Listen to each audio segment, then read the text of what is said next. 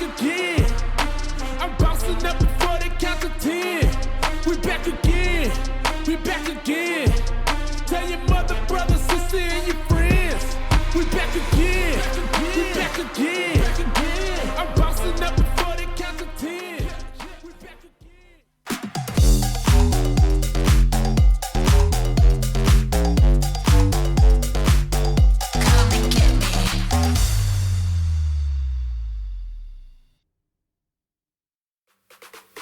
Hello everyone and welcome back. We are here at the VCT Game Changers Asia Pacific Open 3. Tash Benelos and Donut, your panelists for today. And today is day 2, where we are going to be seeing one match from the upper bracket of the upper semifinals and one match from the lower round ones. Yesterday was an intense match here for our, I would say, day 1 of the main channel, where we had 2 O's all around with a bunch of 9-3 halves.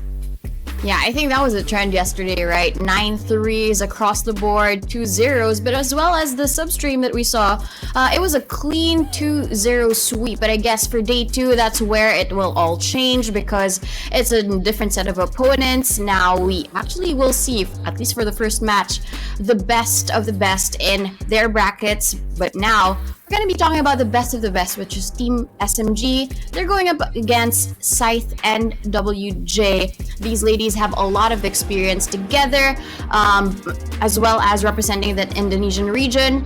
But the big question is, will it go in favor of Scythe and NWJ, or will Team SMG really show us another stomp again? But before we answer your questions, let's look at the roadmap first. If you guys are not aware, this is what we're going to be expecting this year for the VCT Game Changers Asia Pacific, where we have Stage 1 and Stage 2. Stage 1 will be the Opens, where we are right now. We had Open 1 and Open 2 already, and now we're on Open number 3. So for teams who don't manage to make it to Elite through the Opens, there will be one more chance for them, where we have Stage 2 with the LCQ coming around. Groups happening over in August all the way till September will be the playoffs. And finally, end of the day, all of this struggle, this tournament will be ending at the stage number 3, which is Elite, where one team will be going, out of the 8 that qualified, will be going to Champions end of the year. But here are your qualified teams. Yeah, there are a lot of teams here that we usually see during the playoffs. That would be Team SMG, Orangutan X, Full Sense Sapphire, RRQ Kaguya, Scythe NWJ, and Global Esports Phoenix. But of course, we have 2 new teams who qualified for Open number 3. That would be Deviant Topaz, which we saw yesterday. They tried their best, they tried their might to go against Team SMG. And yesterday, Team Anomaly No Charms, who was formerly represented by the team of NGX, but they showed us what they've got. It wasn't just enough. That was a trend that we saw yesterday, but they have now the chance to prove themselves wrong from yesterday's mistakes. I think what's really interesting is that this time around, while we do see more new teams, one team is the only team that I would say newly qualified compared to what we saw last year. But this is going to be the prize pool that all of the girls will be having their eyes on. And I have to say that I think for most of these girls, getting to Elite is the priority instead of the total prize pool, which comes down to the bonus. Now, if you guys don't know, last year, the team that to make it to Berlin, to the Worlds per se for GC, was previously called X10 Sapphire, now called Full Sense Sapphire. In an interview that Ginny answered with FSL, I think that she said that she wanted to bring the girls there one more time, where they really want to prove themselves, because last year, I think according to her, she felt like she fell a bit short, and they felt like their team didn't manage to prove what they wanted to show on the big stage. Regardless, just like the rest, I mean, for the team who was formerly known for AECL, now RRQ Kaguya, and also Aneri from SMG, they were the team that, you know, everyone was so sure will be going to Champions last year, and what a plot twist to see another team making up on top. So I'm really hoping that it's going to be just as exciting this year. And here is what we've seen so far, where yesterday on the mainstream and the substream, we have seen all of these 4 matches come through, and today we're going to be seeing another 4 matches. Yeah, I mean, when it comes to setting expectations, right, you would always assume that the best team will come out on top. That's not what happened last year during the championship that mattered the most for them to qualify for the championship. But at least for Open 1 and 2, we've seen a great trend happen each and every time Team SMG would stomp all of these teams towards their upper bracket run, but then they redeem themselves during the grand finals wherein they face an opponent that is Team Full Send Sapphire, and then they bleed a little bit, and then Full Send Sapphire shows us that they have what it takes to. It just needs a bit more time and it needs a bit more effort for them to carry through. But looking at this upper bracket, it might happen again. Team SMG might just steamroll everything, and then we can get to that expectation of them going on to the grand finals and then face another opponent, which could be both RR Kikubuya and or Full Send Sapphire. But let's see, because these teams, they have been preparing for this moment. I'm pretty sure that the rest of the 8 teams here who have qualified, they would want to set their eyes on just really beating that number 1 team in order to qualify for Elite and then win the championship there. I think it's really exciting to see the 4 teams show, I would say, that consistency coming around. I mean, we have seen these names for so long. If you guys didn't know, NWJ Scythe was formerly known as Big Scythe. So there is a little bit of a rebrand there coming through. Regardless, it's still going to be the same teams. But if you have been looking through the teams, last year's roster may not be the same as this year, while they do maintain most of the players for most of these teams in this tournament. Some of them did go through a roster reshuffle. Either, I would say, from Open 1, 2, and 3, it's very rare that one team has maintained their whole roster altogether. Now, I did talk a little bit to the players from SMG yesterday, namely Shirazi, and we did see Shirazi with Alexi after the game, and I was wondering why the swap out. And according to Shirazi, she had a little bit of she's not feeling too well, she called herself handicapped, so I didn't really understand what she was trying to say there, but clearly it just shows that she wasn't feeling too good to play. And even with a sub, or rather Tara, coming in, you can see that I would say the chemistry and the gameplay and teamwork between them is just still phenomenal, regardless of who is playing. Yeah, I think that is just about how they really try and measure their strats and apply it on towards a specific game. But looking at Team SMG's opponents, that's Scythe and NWJ, of course, you mentioned that they were formerly Big Scythe and now they have reformed new management. Will there be a new perspective? The only challenge is that there's no recorded coach in our stat sheet at the moment for this specific team. But I do know that these teams always fight until the very end to secure and to go near at least that final slot. It's more about racking up the points, ensuring that they get to Elite. And I do really want to take a look at both Marsh and as well as Sky Elise, who have been really pivotal to their games each and every time. We all know Aruphilia is the leader and the brains behind the team, but Marsh and Sky Elise, with how they use all of that concepts and those ideas, it's really where it matters most. Yeah, but moving down to Team SMG, I think that this is a team that has really maintained their consistency. I would say in terms of, if you look at the stats in terms of all the players in GC, APAC, I would say that 3 of the top 3 is dominated by the SMG girls. And it's honestly, we want to say that individually they're great, yes, but also they know how to play with each other, how to provide assistance and support. Whenever you see Alexi and Aneri playing the double Julius with Aneri on the Reyna, you can see Alexi not only being supplemented by Aneri's Lear, but also the double swings that come around has been phenomenal. Gohaibi being now moved to Sentinel, I think it's been so good for her to move to that role. Because if you look at Gohaibi playing that Sentinel, it's not about just making sure that the flanks are being taken care of. It's also making sure your timings for those lurks is good. And on top of that, I think another thing that's really important is that when you look at Sentinels and you take away that pressure of having to entry a sight from her,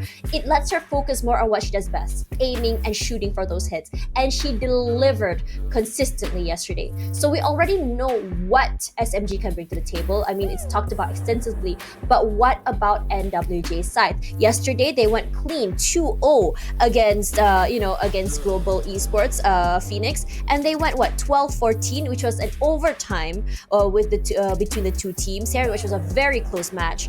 And this is Global Esports Phoenix's map. And then on Ascent, it was a 13-8. So I have to say that, despite I did see a lot of, I would say, criticism coming in for GE Phoenix, but at the same time, it was a very close match, and I think we shouldn't discredit GE Phoenix regardless. But let's go back to the map video for these two teams. So we're going to be seeing Lotus, Haven, and Pearl.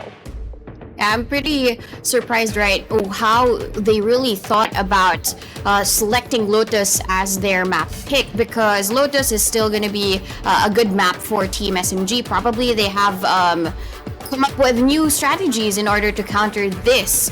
It's funny because they banned their weakest map, but they let through SMG's best map, which is Pearl, and that's going to be the decider. While Team SMG, they pick where all of these players love to play, which is the map of Haven.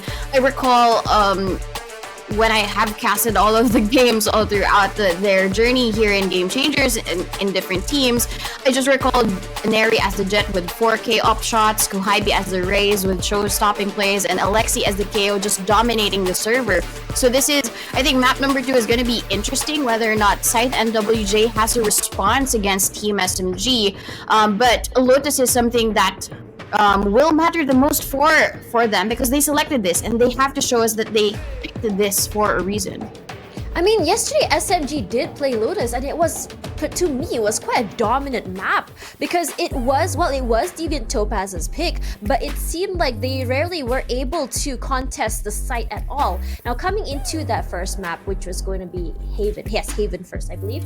So coming into that map, I think that it's really important that that for all of these teams, they understand on how exactly SMG plays site takes up space, and also the lurks. And I'm not sure if NWJ Scythe is aware of this situation, because again, NWJ Scythe, while they do well, pretty well. I mean, yesterday they did bring Global Esports to an overtime and won in the end. It was a very, very close map. If you want to talk about firepower between all of these teams, SMG definitely has it. And I think that in most situations for Haven, I think firepower is one of the most pivotal things that you can have, because you want to fight for that A-long, I would say, control. You want to fight for that C-long control to get you onto the site. You want to be able to win those aim duels in those links. Yeah, I think that's really about taking space away from the map for Haven, which as well as Lotus has as a map, because there are 3 sites similar to Haven, and the amount of space that you take away from your opponents really matters the most, because how you would try and move around the map really affects how you would play your game. I think with the likes of how RRQ would play Lotus is that they play slow and steady until they take inch by inch of map space away from you, and then that's when they strike. But that's not really the case here for Team SMG, because with how they move towards the map, sometimes when I take a look at the mini-map while I'm on the desk, you see everybody else just forming a big circle around the site, and then that's when you know that they've already lost a round. I mean, their opponents have already lost a round because of how smart they take these map control. And then as well as Tara, when it comes down to her flanks, right, she's not just alone, she's being joined by Kohaibi. So this is really the challenging situation that Scythe really had to have prepared for if they picked Lotus. And also, I think that if you look at how SMG plays that map, I mean, from what we've seen yesterday, they are very, very proactive and aggressive. You see them play this 2-1-2 sort of formation coming around, where the other player is just sort of lurking between B and the links as well. Sometimes they even we even see Kohaibi kind of pushing out, or even Tara pushing out all the way to the other side of the map to the T area. So coming into this, it's more about, yes, we talked about area control. So if they're able to win or be quick enough to take away space from SMG, this might just change a lot of the, I would think, the situations in their hand. But then again, if we saw what happened between Deviant Topaz yesterday, when we looked at how they played, I think another problem is that for SMG, they're so good in their post-plant plays. If you give them a lot of time to prepare for that post-plant, it's going to be a problem. So like it or not, either deny them from getting onto the site, or burst on site quickly enough to either deny that plant as they're about to do it, or quickly do it before they're allowed to reposition. But then again, the communication for SMG is just so quick. I'm just wondering how exactly they can counter this swiftness, this quickness when it comes to the team. Yeah, I guess the best possible solution would be two things. Number one is really be proactive, proactively seek that information where they currently are within the map, assess whether or not they are gonna go to one side of the map, and then try and make a move. But proactivity isn't just enough. I think you also need that precision too, because if you already have them trapped in a single corner, right, you have to be able to convert to kills, which is also Team SMG's strength. They're not just about the brains that Tara offers to them within the single a map, but also the precision that you have for Inari and the precision that you also have for Alexi. So those are two different things that you really have to balance out, which is going to be a challenge for Scythe NWJ. And then as well as with that precision, I guess it's also about not second guessing themselves. If you've already taken control of a specific map, what do you do with it? And you really have to be quick thinking when it comes to responding against Team SMG.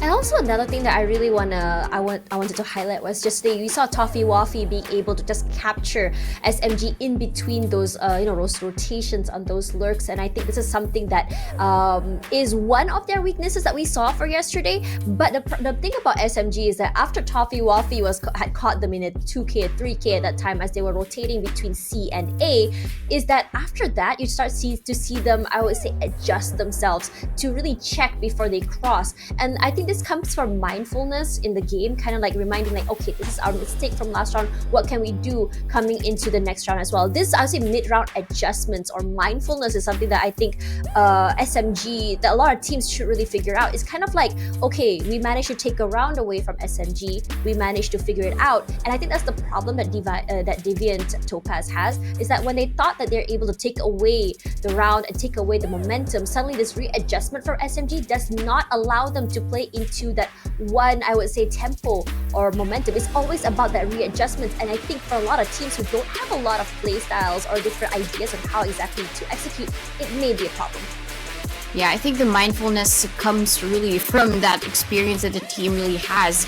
But I guess in terms of the response, right, as Scythe now is going to be getting into Lotus, they also have to have that mindfulness where Alexi and Inari could be pushing up, and maybe that's the reason why Marsh and as well as Presence, they'll be picking that double duelist setup to try and counter Team SMG. But I guess what would really make a difference would be Marsh's guiding lights and all of the trailblazers that she can send through to confirm where they currently are within the map. That's the best possible response to try and stop Team SMG from aggressing even during the defense. I'm guessing that what Scythe NWJ wants to do is to actually rally their team and answer this call for aggression. Maybe we might be seeing aggression for aggression. I won't be surprised if we're going to be seeing early skirmishes either in near rubble or even on in front of B main or even C mound. But if, say, that doesn't work, I also want to see how exactly would Marsh get this value from her utility, same as Skylise, because sometimes there are a lot of situations where you throw in that, I would say, the guiding light, the trailblazer, and it doesn't catch anything. So in that situation, how exactly are you going to utilize that information? Because SMG is just one of those teams that if they know where you are, if they get the information, there's instantly that quick rotation, that reaction. But for Scythe NWJ, I'm wondering if they're able to do the same. What can you do with the information or disinformation? How are they going to be working with that? And yesterday, I think the biggest takeaway I saw from Lotus, or even from the second map, I can't remember what the second map was, that I saw from Pearl, was that we didn't get to see that conversion of utility coming from tricks, either the Flash, the Prowler. Let's see if Scythe NWJ can get this conversion from the utilities used. Well, I'm pretty excited to see. It's a mirror matchup, but I don't really think that they will be looking at themselves in the mirror at the moment because they will be facing their rivals. That's right. So for now, we're gonna toss it over to our casters. Let's take it away, ladies and gentlemen. First map of the first series of the day.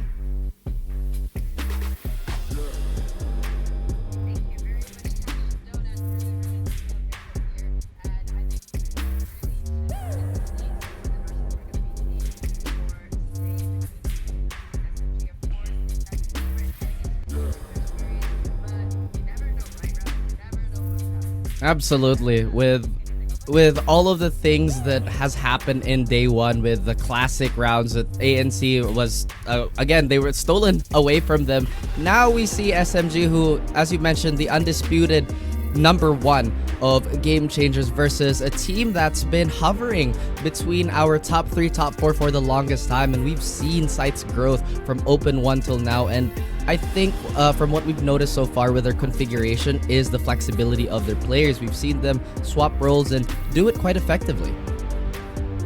Yeah, for sure. And talking about flexibility, that brings us to the team comps for this particular Lotus, right? It's really exciting because you have that double duelist coming out. Usually you do see it only from SMG's side, but it seems like their opponents' side, they've stepped up to the plate. They're like, you guys can do it, we can do it too. And I'm really excited to see how this Yamori Crescent's combination is going to play out because, you know, you're used to seeing that raise and how aggressive that they can get on that particular agent, but is this, like our panelists mentioned, a kind of short-term solution for them to try and get a little bit more adventurous on their defensive side? Because so far the biggest problem that teams have faced against SMG on Lotus is just a lack of response that they're able to summon against so many of SMG's set dynamic plays round after round. Every 30 seconds you see so many times that teams just get decimated because of how SMG likes to play. And that's one of the most difficult things, really, taking on a team like SMG, right? They're constantly shifting and pretty much being like a chameleon. No matter what the situation calls for, they always have something in the playbook to deal with. Again, just to throw it back to yesterday where we saw the protocol of a Deviant Topaz really showing everything, but SMG still had an answer for it. We're hoping to see Scythe really elevate themselves as, once again, historically speaking, SMG has just been so consistent against everybody else. Yeah, I mean, they're the champions, 2-time champions this year so far for a very good reason, and it's understandable when you see them play. They're just incredibly strong, and even with that roster change that our panelists did bring up with Shirazi not really being a part of the tournament so far, it doesn't seem to have cramped their style up because not only do SMG have that firepower across cylinders, they also do have incredible aim, every single one of their players, right? You have Tara, who used to be a part of that original Alter Ego roster for 2 years, kind of at the helm of it. You have Kamiyu and Kohaibi, of course, Kohaibi being a part of SMG since the beginning, Alexi being an IGL for Bren Victress, so it's not just great aim, it's also big brains across the board. That's true, and despite all their different backgrounds and all their different teams that they played on, for at least for some of the players on SMG, they've really bought into the system, right? Because you talked about it. Even if we get Tara on the field, or it doesn't matter if it's Shirazi or literally anybody that gets swapped out, they still play to maximum efficiency, which just adds to their, I guess, intimidation. And right now, Scythe, I'm really happy to see this type of mirror match because, as you mentioned, maybe they're feeling a little bit more, I guess, aggressive because Reyna is really a heat check of a pick. I love Reyna picks. I love the chamber picks. A lot of analysts might say, yeah, but what is the strategic value of these agents? The strategic value is they can go kill and they can kill everything. Exactly. That is my favorite strat of all time. You just go pew pew click head. Yes, it is an FPS game after all. The bigger the brain, the bigger the target, right? That is true. That is true indeed. And of course, if you can just click those heads, it doesn't matter what kind of strats you have because, you know, you're going to be dead and stuff. But of course, starting things off, it's a Tech Pause. Welcome to our Tech Pause podcast. It is me, Zach, joined by the amazing Raf, and we're here to entertain you while we figure out what exactly went wrong this time as we head into game. What do you think are the reasons, Raf? Speculation. It's okay. Oh, there we go. Never mind. We got it. We jinxed ourselves into starting the game. It's okay. I guess that's what people mean when they say casters start the game, because we have the divine power of apparently stopping and starting maps. I wish I knew that at the start of my career, and you know, it would have been helpful along the way. But yes, guys, we're jumping right into this, and I gotta say, we have to see Crescents really pop off, right? Because Eneri has just been so dangerous on that Reyna, especially on this map. Yeah, what was the scores yesterday? Both games that SMG played, they were 13-3s. And the first map, Eneri had like 25 kills. The second map, Eneri had like 20 kills. Just another day at the office for her. And it seems to be the same call this time around on the safe side. You see that immediate aggression coming out of SMG, but either it was a pre-plan or it's just a good read coming out of NWJ because they just have that C-side for free. They know that SMG like to play this for retake. And banking on that, they're able to get that plant down without too much trouble. That's the good thing about this type of comp, right? There's a lot of Spike speed planted. involved, and if you do get the guess right, you can snowball onto the side and get the plant without any of the players contesting you. That's a big stack, but Alexi doesn't care. She stands her ground, gets 2, but Marchie has something to say about this. Or we feel it chiming into this conversation. A few reply kills to her fellow controller player. Skylease can't land the shot, but still, even they're all so low. Kohaibi has won so many clutches in the first day alone, and the second day is no different. SMG take that first round, that pistol round. Clutch. You know, there's just something to be said about watching Kohaibi in that Sentinel role. All of last year, we were watching her on that race, being that big impact player, but she's even more scary on that Sentinel role. I feel like it just has to be said. She's like that nuclear option that you have in your arsenal, and when everything's going wrong, you just go Kohaibi, you kill it, and she does it. It's like no trouble for her at all. I mean, you could say the same thing about every SMG player. It's like, oh, you're the last person alive. Behold. Why do I hear boss music? Is basically what happens in the clutch, right? And I really appreciate that play by Alexi. Normally when literally anybody sees that many players, you would technically like go for a fading shot and maybe just go back into safety, but Alexi holds down the crouch button and just bunkers up, gets 2. Again, good replies here by NWJ, but my nuclear option absolutely annihilating everything in front of her. This is how you play the Sentinel, but alas, her reign of terror will get peppered down by Marquis Stinger. One enemy remaining. The last player alive. And I actually can't remember if this was a force or if Marchie picked up this the Stinger. Still, very, very low HP. The Guardian can pretty much tag her anywhere and it will cause many problems. And, wow, you didn't have to do that, but you did it anyway, Camus. Overkill for real.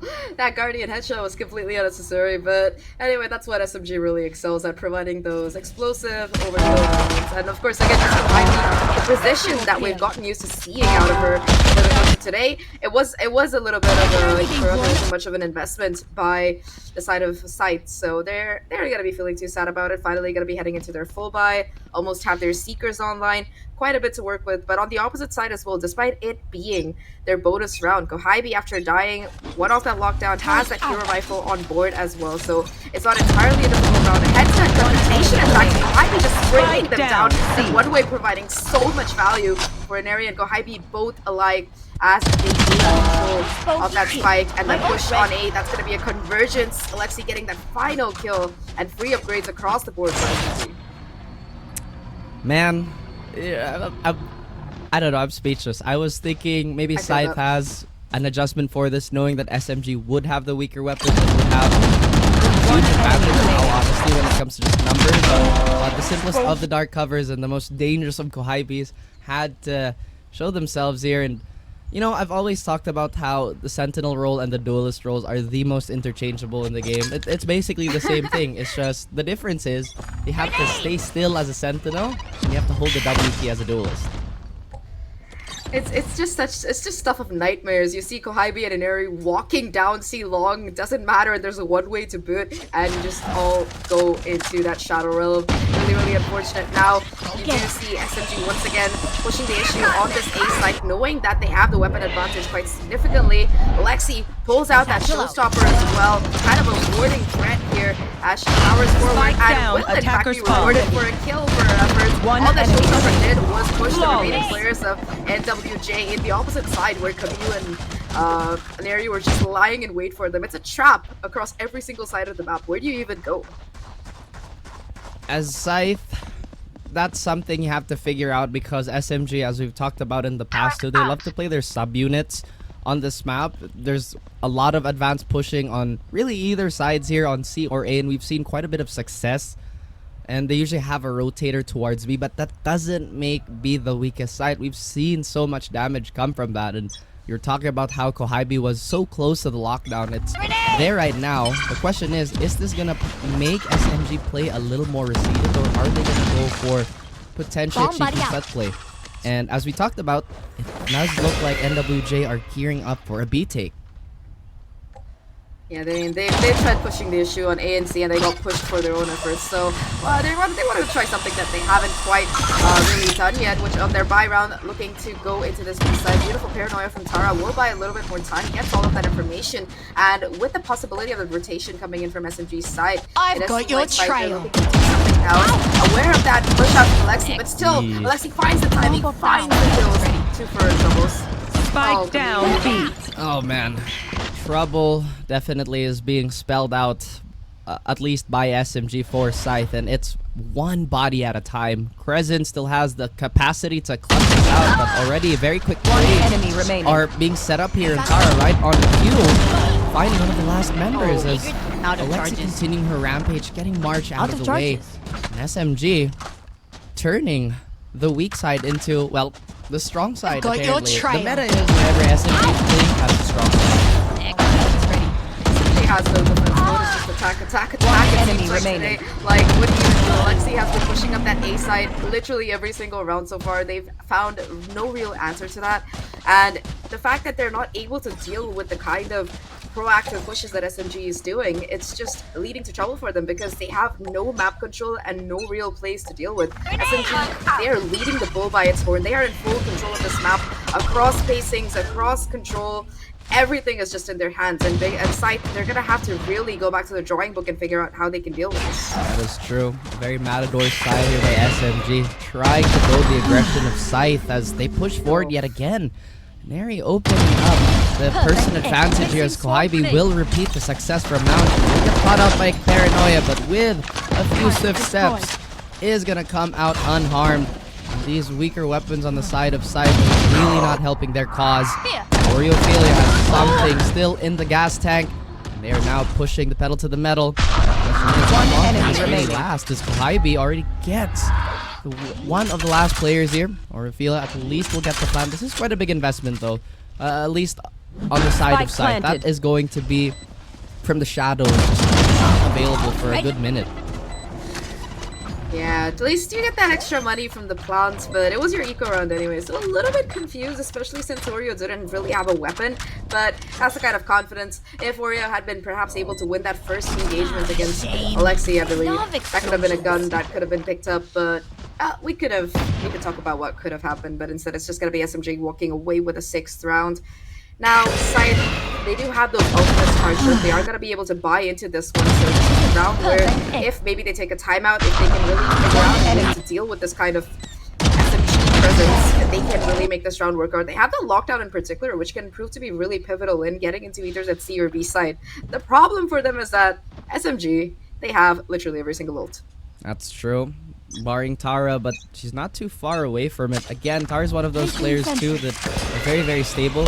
You may not see her volume frag, at least at the moment, but she is just allowing her teammates to go crazy.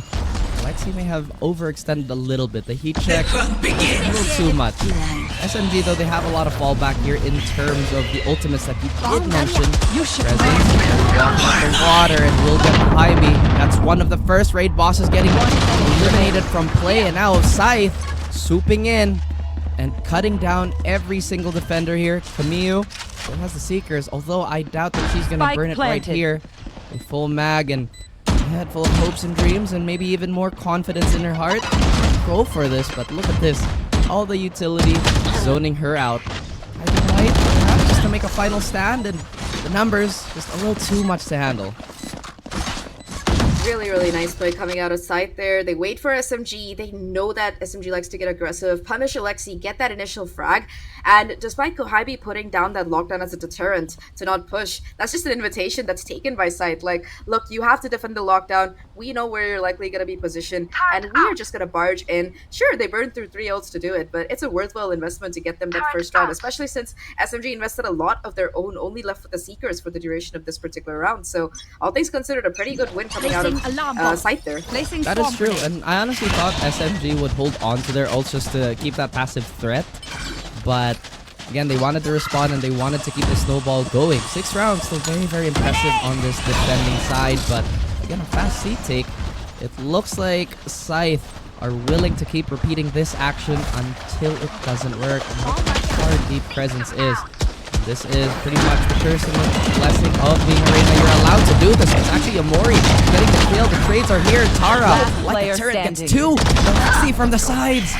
Unanswered just yet. Oreophilia will Out of not charges. last long enough for this spike to take down an SMG. Any momentum Scythe was getting in that previous round, completely dealt with. Really unfortunate. Everybody got super bogged down in that fighting near waterfall, which is understandable. You know, it was like a 3v3 kind of gladiator battle with boss music going on, and Alexei just sneaks up behind everyone and taps them on their head. Really unfortunate there, but again, SMG, they learned from their mistakes. The last time around, if you noticed, apart from Kawaibi playing on site, everybody was channeling in through that waterfall area.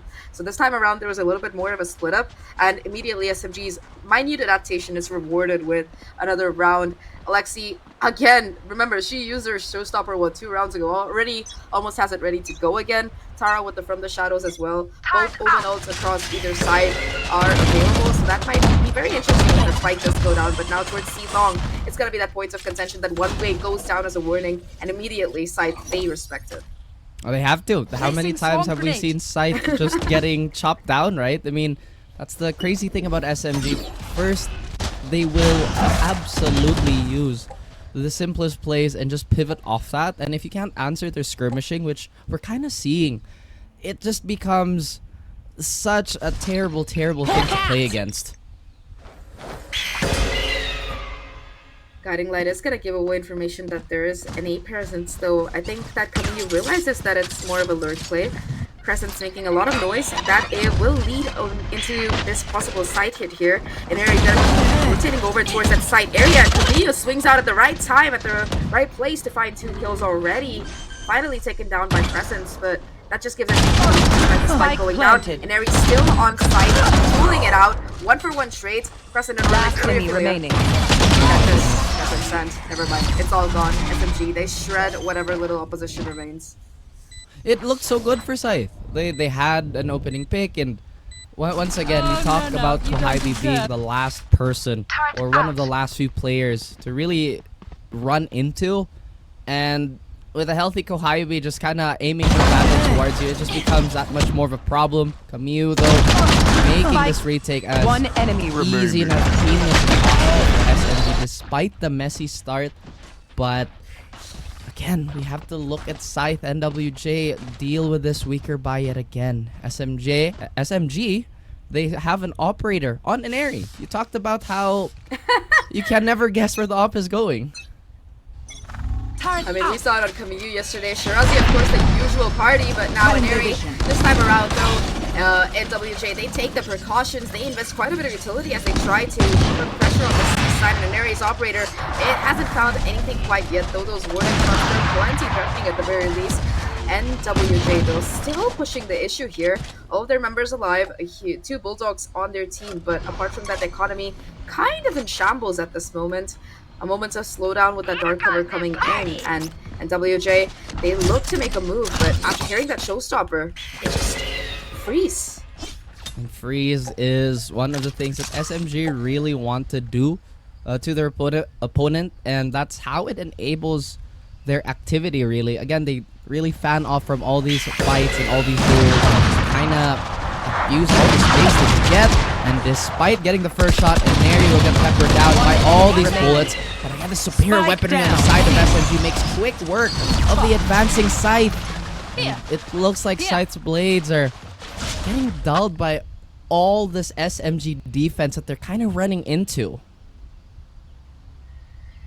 Ivy again, just for the 3K. She's having a lockdown every 3 rounds on average. It's kind of insane, honestly. Apart from Ivy, it's just very impressive that the WJ, they're improving steadily. They're able to, in the first 5 rounds, they couldn't even make their way onto side. At least now they're able to power forward, get that plant down, finally calling a timeout, which is good because they are going to be having a buy for this particular round, as well as some ultimates to work with.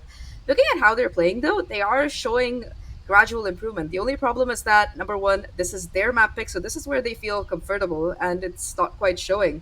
And more than that, they're able to deal with the set plays that SMG has cooked up. They're finally being able to find their footing and contend with that. The problem is that they still have no answer to the dynamicness of SMG and how they're able to play around whatever strategy Scythe do cook up. So the one round that they won, they needed to burn 3 ultimates, and they were able to get those first 2 picks before a single player went down. So unless they have kind of miracle moments like that where everything goes right for them, they're just struggling here, Raf.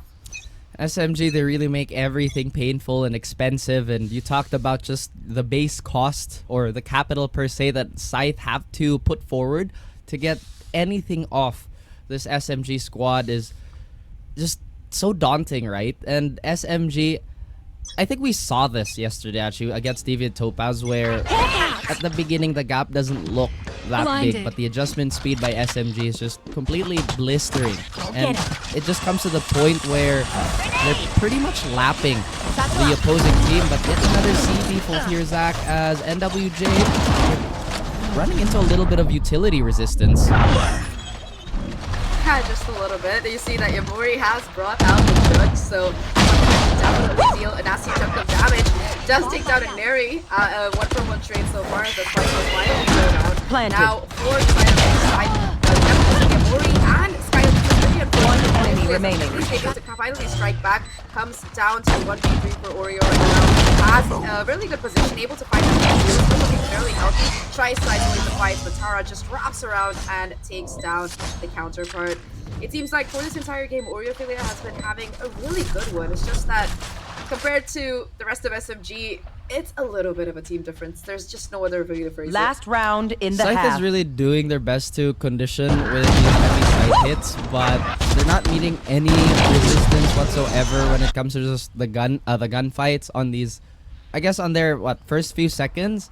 But the utility is already doing so much damage, and I feel like SMG has completely locked out the rest of Scythe's playbook when it comes to just overall trying to chip away. We don't really see a lot of poking. We are not really seeing a lot of those more reserved, I guess, defaults on the side of Scythe. And right now I feel like they're just trying to take as much momentum as possible, but how can you do that when Alexi's just so sharp? That is just illegal here. Now Neri on the hunt here has the Empress popped out, looking for a little bit more. Again, SMG, they're so good at setting up these minor crossfires across every choke point. 2 players now for NWJ to deal with. SMG investing the line to go forward, but it's just going to be a 1-for-1 trade. And Neri's position smoked out as well, and I've got your train. to capitalize off the back of that, utilizing that initial advantage that SMG had found out, putting in those seekers now to go forward onto the C site, and they make it away. The problem is that so far, even if they get that spike down, their post-plant has been a bit awkward, especially in different number situations. It's just been around there to fix it. That is a very, very good question, and an astute observation. These post-plants have been brutal for Scythe. And without any supporting utility at this point in time, it's really going to come down to all these fights. Now Scythe looking a little sharper and quite better as they finally get another round on the board. And Switching took sides. quite a bit, but once again, I'll say this. It's difficult, but not impossible. Winnable is the the best word in the world if you're a competitor. It's winnable no matter what. And my goodness, Alexa, what is that? Player standing. Just for Alexi doing Alexi things for today. But like you mentioned, Ralph, it ain't over until it's over, and we are going to be swapping sides right now. And they do manage to find that second round, but will that be enough as we head into the second half? Panelists, let us know what your thoughts.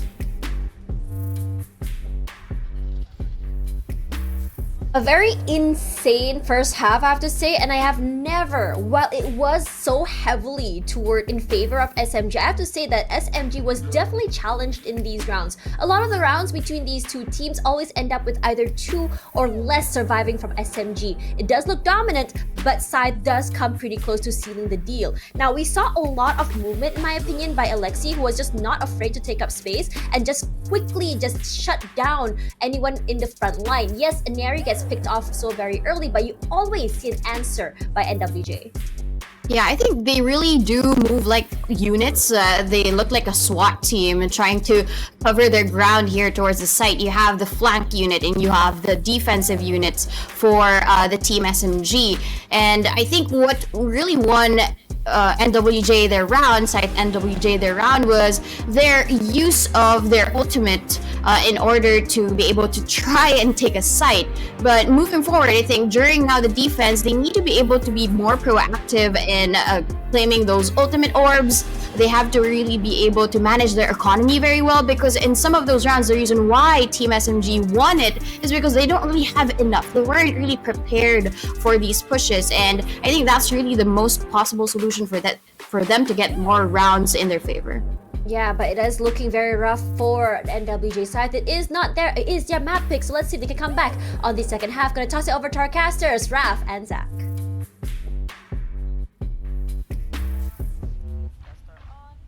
Thank you guys, and what we're getting from that analysis is never bring a Scythe to an SMG fight. The range just doesn't make sense. And here we are again. My name is Raf, of course, joined by the wonderful Zach as we tune into potentially a brutal second half. I feel like SMG took yesterday's performance personally. They were like 9-3 halves. We can do better. And that's just the first game that we're seeing coming in today at the 10-2 scoreline. Now, Scythe's going to be swapping over, of course, SMG on attack. The thing is, Ralph, I don't know how you feel, but all this time it felt like SMG were on attack. I don't know. I don't know if you feel this as well. I mean, like we said, right? It's just so easy to mix up what side SMG is playing on. It's like, okay, guys, here we have the side select. What are you playing on? Attack. What? Attack. Everywhere. Defense? Do you mean static attack? And maybe we're gonna see more of that as this pistol round will chug along. As Scythe, they have a different philosophy on this approach. They have a very, very heavy stack towards C and a fairly open B at the moment. Yeah, just trying to go in for the retake. I mean, B side is probably one of the easier ones to deal with on this particular map, especially since there are so many areas of control that you can really swoop in from. SMG themselves, though, they look to go towards this A part of the map instead. There is some situation that they have to deal with, and Neri takes care of it. No trouble at all. A very good rotation over from NWJ, and off the back of that, Marche able to find that first crucial kill onto Neri, taking down that overhealed Reyna. Spike does go down, but Alexi, again, trying to trade back the flank from Kohaibi, though it might be everything here. One kill already coming through. And here we are, despite having the firepower advantage with that Sheriff, as Marchi is gonna pepper her down One with enemy a few remaining. precise shots. And wow, yet another one. Camille falls. Tara so close to being eliminated here. Just a love tap on the side will get a round on the board for NWJ. And this is already such a fantastic start for them. Now, the number one priority is to really convert on the anti-eco and the rounds moving forward. Oh yeah, for sure. I think that was a problem that most teams faced yesterday. Not just against the but in general. You buy up and then you lose your anti-eco round, and then you're just kind of messed up for the next few rounds after that. So, talking about this particular round, the really nice movement and utility usage coming out of Marche. Sure, there was a little bit of a team flash, but aside from that, precise headshots, exactly what you need when you're dealing with a team like SMG. You can't make a mistake and whiff, because they will not let you deal with it a second time. But excellent positioning and spacing coming out of the two remaining players to make that retake setup work out. SMG now, despite getting the plants, they're not going to be investing too much into this round. I got distracted by the animation here. Shiny.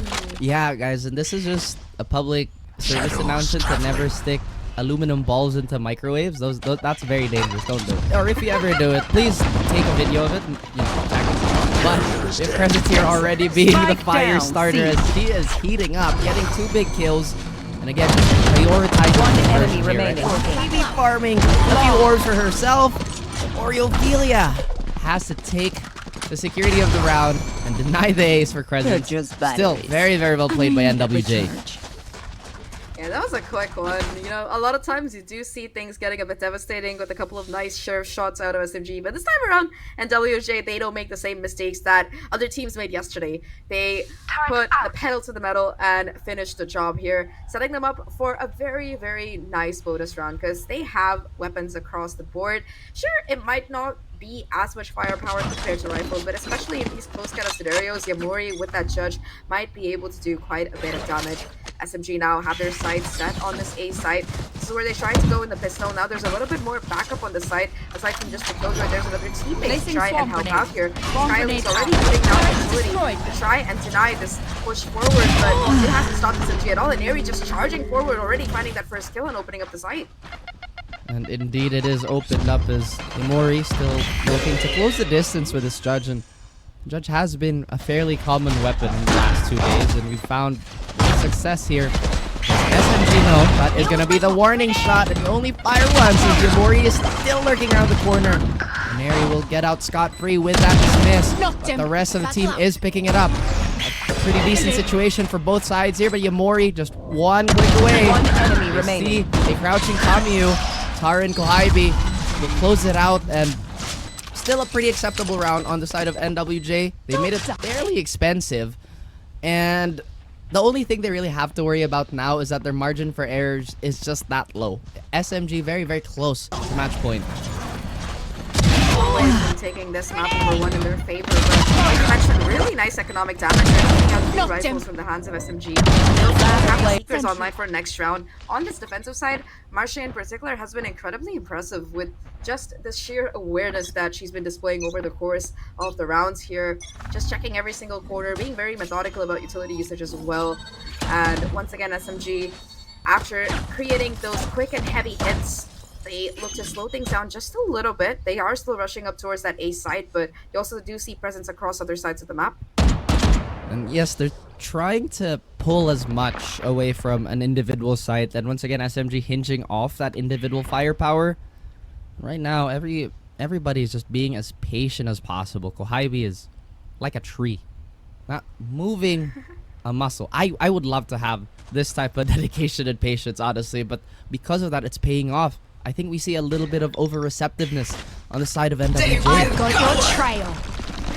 Finally, gonna be the Empress pop along with the Seekers to make their way into the propelling forward here. And Alexi already satcheling through with that Judge, able to find that crucial Spike first planted. blood. Now, with that spike going down, it's gonna be NWJ on a little bit of a back situation.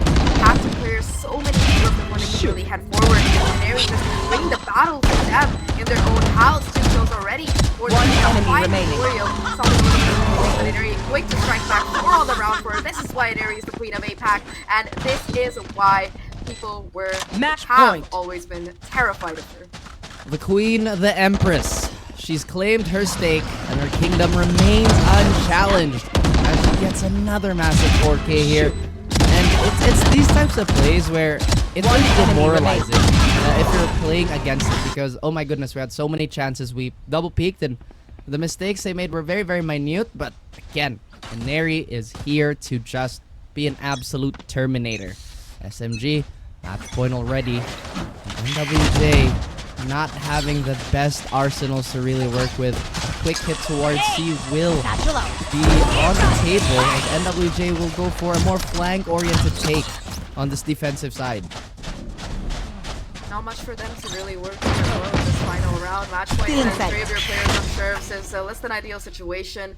Playing Kenny, like you mentioned, 4 players, from NWJ, just trying to kind of lead it up, but SMG's postline is already quite heavily set up towards the side control.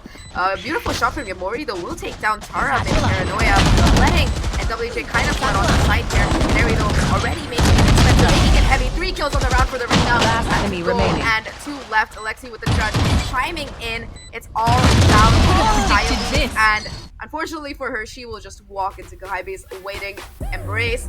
It is going to be a 13-4 for SMG on this map number 1, stealing away NWJ's map pick and doing it in style. Again, an area was just like the boogeyman there. Like, you were not seeing her on camera on the last few kills, but she was just doing so much work. She is the reason why some of the teams are scared of the dark. It's not any monster, it's Eneri rocking the server, the 3Ks, the 4Ks, and basically everything she's been throwing at them. But again, this is still quite a long series, guys, so Scythe, they still have time to really pick it up and regroup. Pretty much so, yeah, but overall, we did see a couple of really good rounds from them. In particular, on this defensive side, Marcia was very, very impressive with how much damage she was able to do, but I think that throughout, SMG was just incredibly impressive. But hey, that's why we have our wonderful panelists. Break it down for us, guys. Thank you very much. And here we are, the end of Map 1 Series 1, SMG, NWJ, SMG taking a sweep, 12-4, I believe, sorry, 13-4, I believe, for the point. And I have to say that, again, despite the round sounding very, very near and far apart, each round was very close, where we saw at least maybe 2 players left for SMG most of the time. Now, for the second half, NWJ did win pistols, they did win the anti-eco, but the problem now was for round number 3, we also did see NWJ win that as well. It was round number 4 where we start to see SMG start to understand how exactly NWJ plays on the attack, and I think it's a very interesting situation because I think in these sort of fights, sometimes we see like it's getting very close between SMG and the other team. But SMG is the type of team that once they understand how the takes and how the attacks happen, it's going to be a bit of a struggle until they figure it out, and then they start to snowball. Yeah, these were close rounds, but the close calls weren't won by NWJ at all. It all boils down to Team SMG winning these rounds because of their patience. And I see a very big difference with how they played before in Open 1 and 2 to now Open 3, because I think the casters and Raf mentioned this, that Heidi wasn't moving a muscle at all. She was just patiently waiting on towards the site, waiting for them to push and then get these kills for herself. So despite Aneri getting all of these kills, being very, very aggressive, she still wins the MVP for this specific map because of her sheer will to try and protect the site at all costs. And even if she did so well, it wasn't just her defensive plays that made SMG really tip over the balance in their favor. It was also about the productivity of both Aneri and Alexi to get the first kills each and every time. That's a big difference, 12 versus 5 in terms of their first kills, and even the post plants. Sometimes it doesn't come through anymore because Team SMG, they don't let them in at all.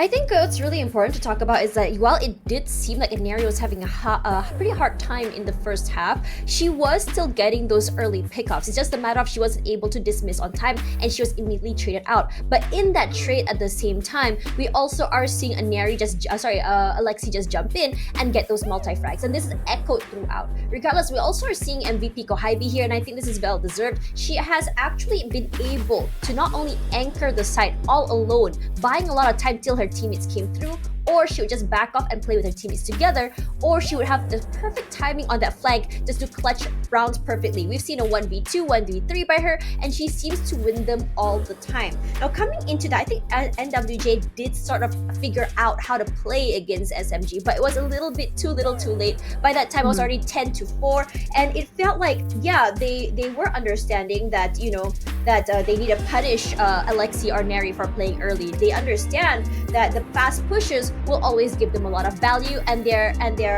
getting a lot of value from the post for the post plants. But in this situation, again, they didn't have a lot of wiggle room to work with, and I think end of the day it was just a little bit too little too late. And I think this is the sentiment that is echoed by a lot of teams that have faced up against SMG. Regardless, we are gonna be going to SMG's map pick after. I think it's gonna be very interesting how actually they navigate another 3-site play style, which is gonna be Haven. So we're gonna go to break first. After this, Haven coming right at you, SMG versus NWJ.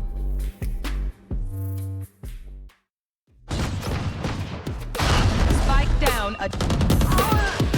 One enemy remaining. One enemy.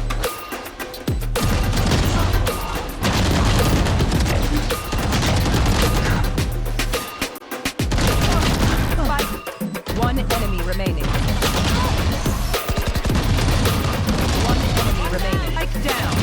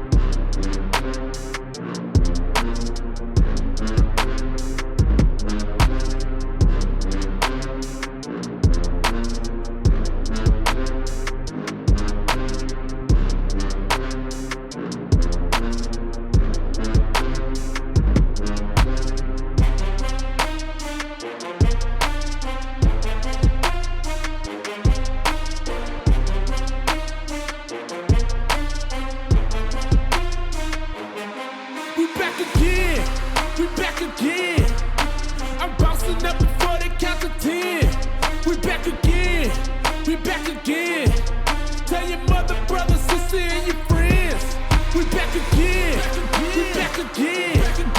I'm bouncing up before they count to 10. We back again.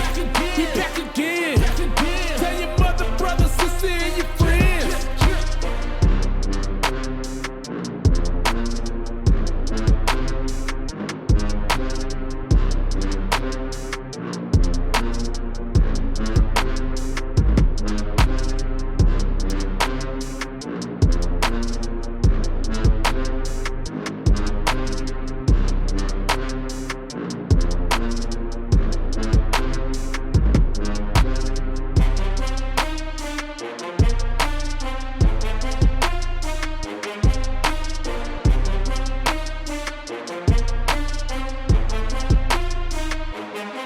We back again. We back again. I'm bouncing up before they count to 10. We back again. We back again. Tell your mother, brother, sister, and your friends. We back again. We back again. I'm bouncing up before they count to 10. We back again. We back again. Tell your mother, brother, sister, and your friends.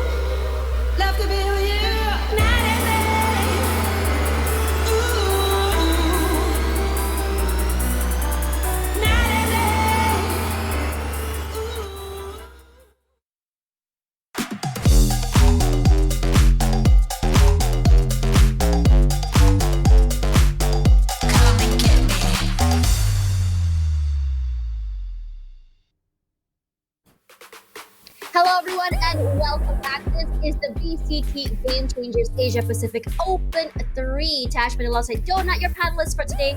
And today has been very exciting, at least for the first map, where we saw, well, it is a 13-4 score here between SMG and NWJ Scythe. It was still very, very close rounds. Now, coming into map number 2, we're also going to be playing a 3-site map, which is going to be Haven. Now, I'm not too sure how exactly or what exactly NWJ has learned from the first map, but let's break down what we saw yesterday from NWJ Scythe, because from yesterday, from what I've seen, it was an overtime between GE Phoenix and NWJ Scythe. Yeah, I think when it comes down to the closeness of the rounds, right, it just becomes that mid-round decision whether or not to push, to control, to try and claim the site, play together. That's what NWJ did lack for the game in Lotus. But now coming into Haven, which is the playground of Team SMG, even if you try and select a map in your favor like Lotus, you still have to face a map pick of your opponent. And Haven isn't going to be an easy task for your team Scythe NWJ, because You know, we all know these players to be very comfy in this specific map. No matter what the change of roles we see from them, they just really embody that grace and that majestic play of Game Changers Valorant from Team SMG. So I'm not really too sure if we can provide a solution for Scythe NWJ as quick as possible, because we didn't really see those signs of life from the map of Pearl. It's just really more about being precise about the decisions and about just really, if you have to make a decision right here, right now, just stick to it and, you know, let the risks come into play.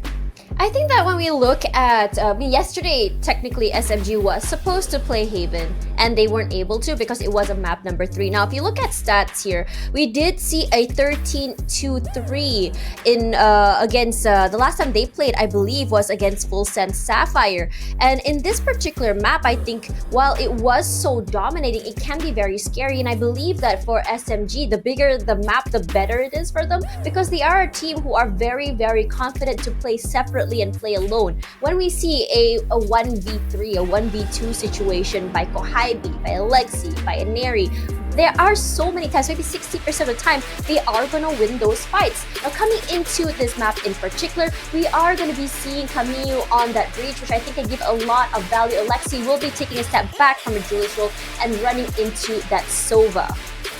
Yeah, and Tara here now is going to play the Astra. She has been like a player to look out for when it comes to that Astra role. Yeah, but on really towards sites, yeah, I mean, she's very insane, and that's a big agent to try and counter for Scythe and NWJ because I was gonna say another one that I really want to talk about is Yamori on the Jet, and it's been so long since I've seen her play that Jet. And I remembered when she used to play Jet, it was always very, very sharp, very, very quick. But what do you think?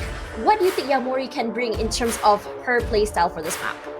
Yeah, I mean, Yamori, she's good with the operator. She is quick on her toes. She does like to play aggressive as well. It just boils down to how Marsh and Presence are able to, you know, try and support her to try and claim that site, even during the retakes or even during the offense. Because Yamori, she's very good and precise, so as long as she gains that confidence, and I feel like that's what's lacking for Scythe NWJ. If you know that there are people rallying behind you, then you're not going to second guess yourself as a Jet. You can dash in and towards that site and get the kills all that you want. It just is about the support that you gain from your teammates too. I would really like to see Yamori try to survive the entry. While she can get 1 pick, I would love her to be able to get onto the site, get a pick, and go beyond that. Maybe perhaps try to survive, to play post plant, or even push out toward the link area to be able to take up more space. Regardless, it's going to be, again, it's so dependent on what you said earlier about what kind of support her teammates can give to her. Either their, information, the flashes, or even the smokes. Regardless, let's see this all answered as we go to map number 2, SMG's map pick. This is going to be Haven. All eyes on our front line as our panel talks about the support and how they can enable their stars. And once again, guys, my name is Raph, that wonderful, wonderful human being, that beautiful analysis, that great mind is Zach. I think it's this way. I think, there you go. There you go. It's me. Yes. It's me. Thank you very much for that wonderful intro, Raph. And honestly, this game is gonna be pretty interesting. I think that we have a lot coming up ahead. I feel like there's a voice in my brain telling me to call you Tash Buddy there, Raph. I thought you were actually Taylor, but it seems like Raph just has so many multiple personalities that you're just encompassing it all. But back to Haven, right? That was a really good point that our panel brought up about Yamori and how much impact that she needs to have on that jet role, because on that first map, it was just a little bit difficult for her.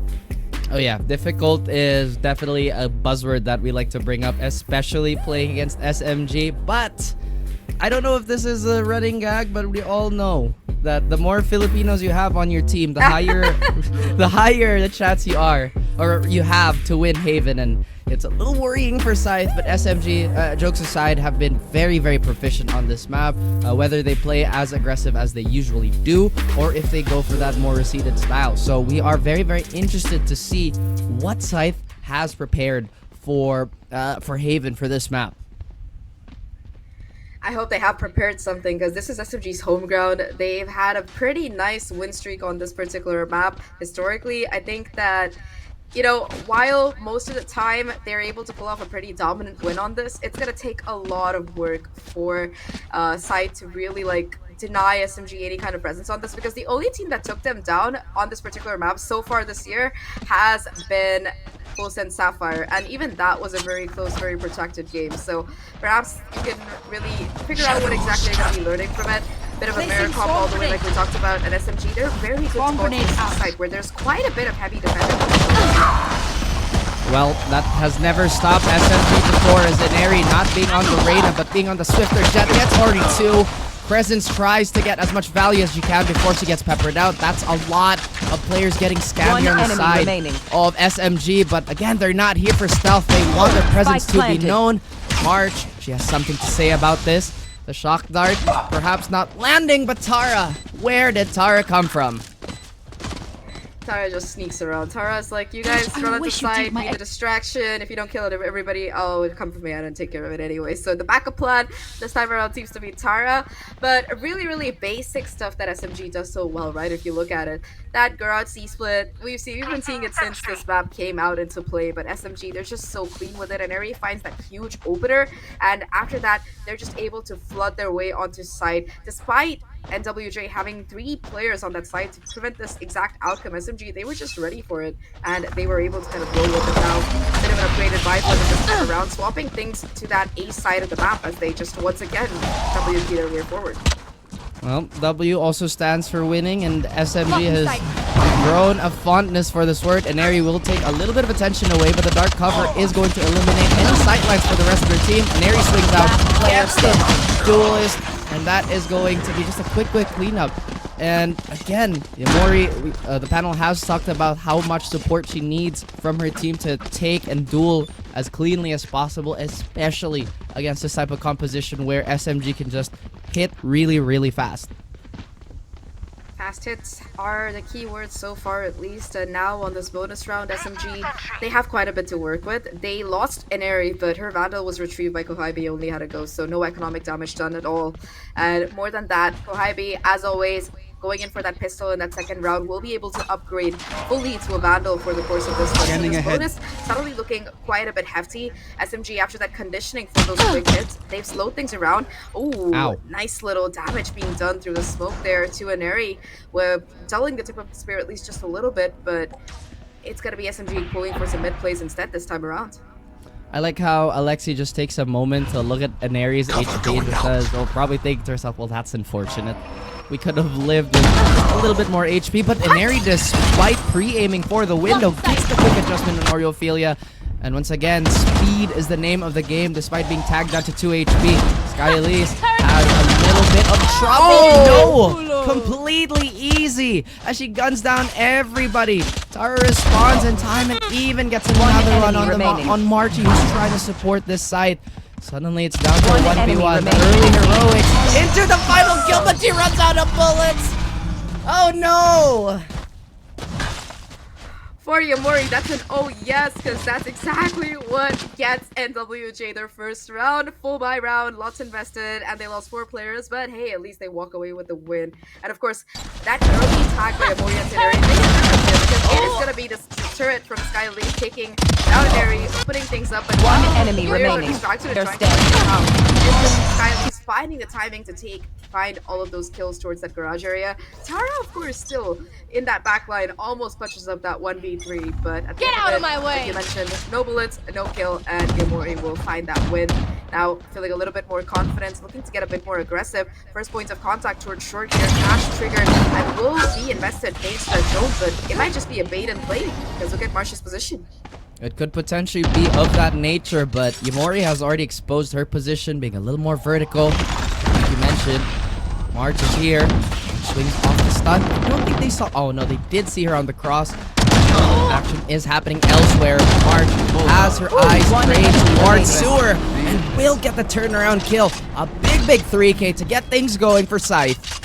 And one step closer. Man, I just kind of want to go back on that turret kill. I think that's the second one, or at least the second one we've seen I think the first one was with RQ yesterday on Fracture. Yeah.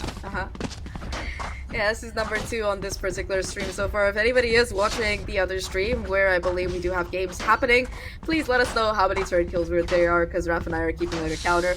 But apart from that particular round, really, really nice plays coming out of NWJ. Of course, Yamori being that bait, just creating so much havoc, and setting up Marche to get that 3K. Incredibly nice. Again, the adjustment from SMG, though, to put down that early shock dart to prevent that exact outcome. NWJ, they're looking just a bit more confident, taking a little bit more space, especially on that B side, and just gaining a lot of information from it.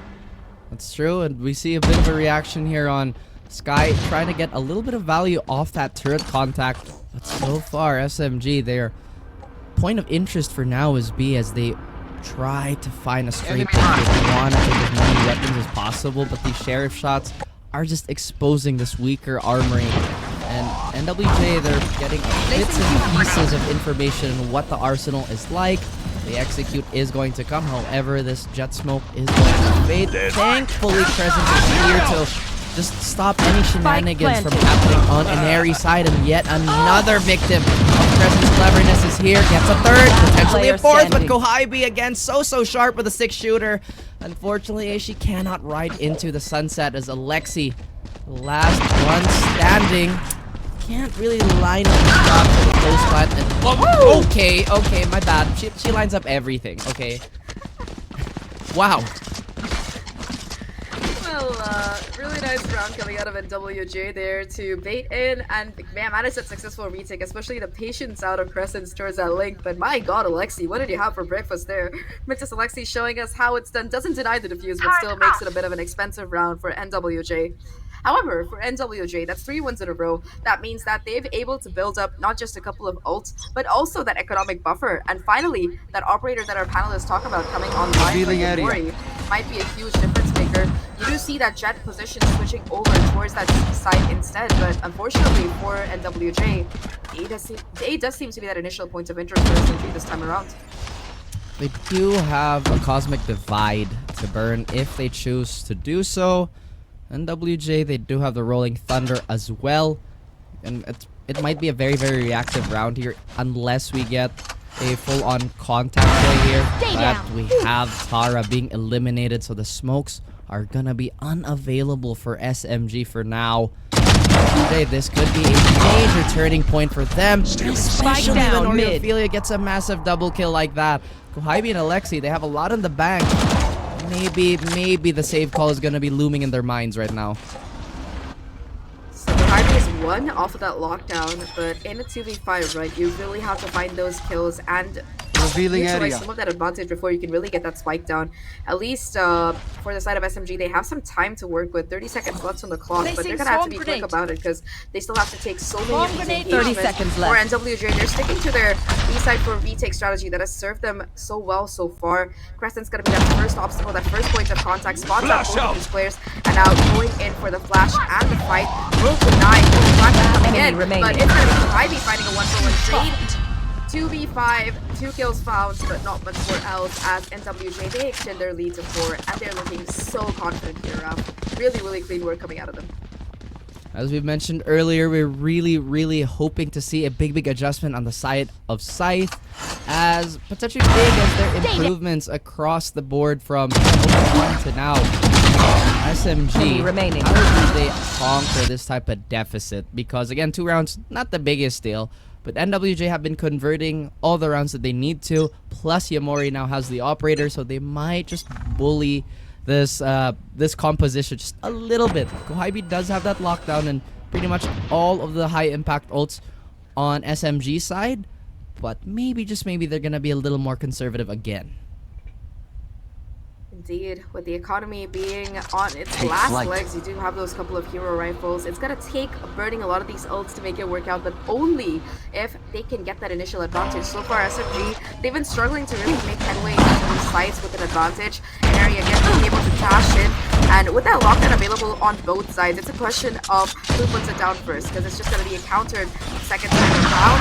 SMG, though, they're able to get the plant without really investing anything crucial, and that just leaves so much more available for that post-plant. You want to find it does. Here we go, the Cosmic Divide is here, potentially forcing Scythe to, again, just be a little more coordinated on their hit. This operator is going to be completely null and void. Alexi is going to eliminate the lockdown, so at least that's the counterplay that they were looking for. Oh, I thought she avoided that scan. A little peculiar there, but this is so much time, and Alexi continues the rampage. That's 2, that's value, as she will finally fall to Sky Elise, but the backpedal has begun. Time is not going to be on the side of Scythe, and that was enough to deter them from even attempting this round. Alexi just was not happy losing that earlier eco. Yeah, more than makes up for it. This time around, sure, shots are everything that SMG needs to set themselves up for success, but they really played that round to perfection, right? They don't burn anything until they get that spike down, knowing that NWJ is most likely playing for retake because of Sky Elise's lockdown. They get the spike down, and ult by ult, they just buy time off of it. That Cosmic Divide from Dara buys like about 10 seconds. The lockdown after that, Gohaibi, another 8 seconds. And the final nail in the coffin, of course, like you mentioned, was Alexi. So at that juncture, it's just better to go for a 3-person save and hold on to this operator for that next round. Once again, SMG applying that early pressure in the area. That's the atmosphere that we so often talked about on this A side. And they're being more methodical about it, though. Absolutely, a little more poking and prodding here as they try to get potentially a reaction out of Scythe. Right there. Scythe have a good read on this. Not entirely sure if SMG wants to win, especially with Sky Elise falling like that. The trades are still pretty even. The Rolling Thunder is here. The burst is gonna come out. Look at the courage of Yamori just walking through that smoke, but unfortunately can't land the shot. It's not gonna give them the space they need to, again, go for this retake. A slight advantage here, but again, we cannot discount how lethal that operator is. SMG, they put full respect. They are going to be playing from cover and just a lot of closer angles to just eliminate the strength of this bolt action rifle. Tara, she's thinking about it. She wants to swing off of this. The smoke will not save her, however, and Yamori, she is going to be an absolute beast. Cannot get the follow-up, though. And Oreophilia, feeling the weight of the world on her shoulders, does not know that this is going to be a double up. But what a spray transfer! My goodness, that is pretty much divine intervention there for Scythe as SMG. They get the Whooppled over their eyes. Scythe with an emphatic clutch. Insane work from Oreophilia. Put some respect on that name after that round. Not that anybody needed to introduce her before. One enemy Absolutely bonkers. Into high pressure situation and the prey transfer, yes, because that was literally a prayer answered. Coming out for Tara to close out that round. Oreo to close out that round. Sorry, my brain is just so frazzled after watching that particular clutch come in. Beautiful work. That's the point where you really think, I don't really have time. I should save my gun, but Oreo just charges forward and risks the double for the next round. So that's gonna be something great. That missed line on Yamori for Eras twice, in fact, and it will force her to fall back. And now she has to pretty much recuperate from this. That's going to be 3 unanswered shots. But Yamori, her confidence will remain unwavering. And Oreophilia doing a lot of work already, removing a big lurk threat. As you can see, SMG a little hesitant on this A-side take. As Tara still waiting around the corner, waiting for a possible mistake on the side of Scythe. But Scythe, they're playing this so well. They know that there's still a minute left on the clock. Yeah, they're playing Scythe really well. I'm glad that you brought that up, but also just their position is really good. A beautiful recon out of Alexi will reveal that there is going to be quite a bit of heavy side push, but they still want to go forward. An area with the Guardian in hand will be able to find that opener kill, and Tara will chime in on her own. However, in the corner, Marsh is still doing everything possible to keep this round from slipping out. Finally being shut down by Alexi. 30 seconds left. Spike planted. Down. Oreophilia sweeping in once again, finding the One enemy remaining. timing though. It's gonna be Tara to clean things up, squeeze out one short, and finds both remaining players to bring it back for SMG 4-5. Great start here on the side of Scythe, removing that lurk play at least before anything could start. But again, the recovery on SMG even better. It will hurt their economy a little bit as they did enter this round with already a pretty weak buy.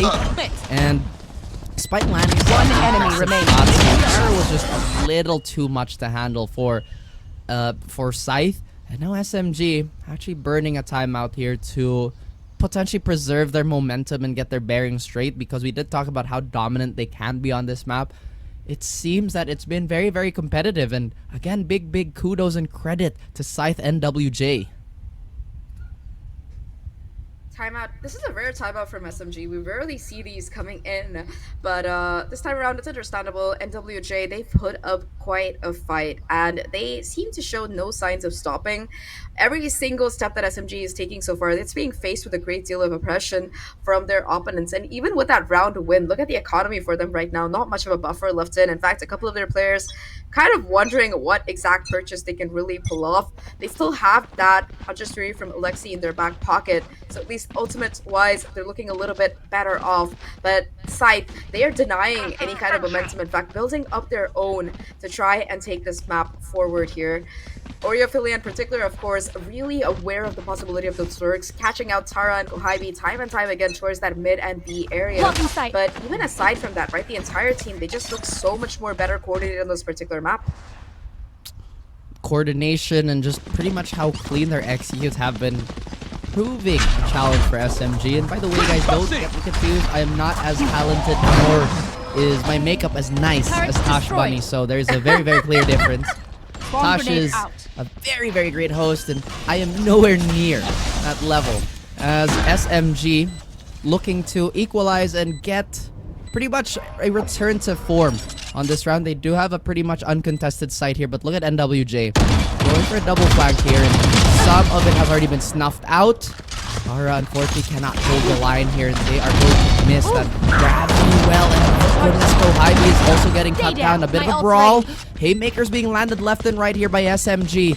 Presence and Yamori, a power duo in their own right, will go for a more aiming-centric take, but maybe mistimed there by Yamori. Could not get the support of her teammates. So a disjointed take. Time is going to be winding down, and Camille only needs one bullet to end this and equalize, as we mentioned earlier. NWJ looked a little bit sloppy in that particular round. They won the battle towards that flank side, sure, but they lost the war because in the meantime on site everybody was just falling immediately. So nice shooting coming out of Yamori, but aside from that, just a crossfire that SMG, the wherewithal that they had to set up on site to hold for both of these pushes. And with the disjointed timings, it was just too much for NWJ to really contend with. Now they're going to be on the back foot economically. No more operator for Yamori, just a couple of stingers. And Inari, in the meantime, will have that Blade Storm to work with. Something that we've seen her pull out in the past on the same map to find touches and kills across the board. Leading the charge on the C side right now. They have it for free, and they'll get the plant down. Planted. Yet again, Scythe focus on a more retake-oriented defense here and quite a bit of movement in the back line. So they've cleared most of pretty much the deep lurks that were planted in their minds on the first few rounds. And Tara, potentially a very, very costly miss. Will still recover and find Yamori. Alexi, getting blind, will still get the second kill off One of enemy that contact. And again, as much as we would want to see a miracle here from Scythe, the weaker weapons they have just will not allow it. And SMG wrestle the lead away Last once round more. before the switch.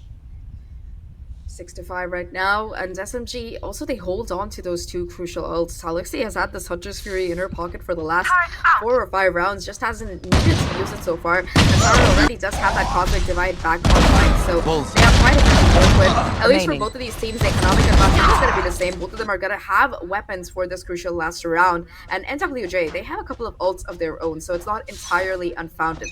The only thing is that they no longer have that operator in play. They can't quite afford it, so that initial bit of danger that Yamori was providing is not going to be a point of contention, and they're just going to be pushing forward because of that.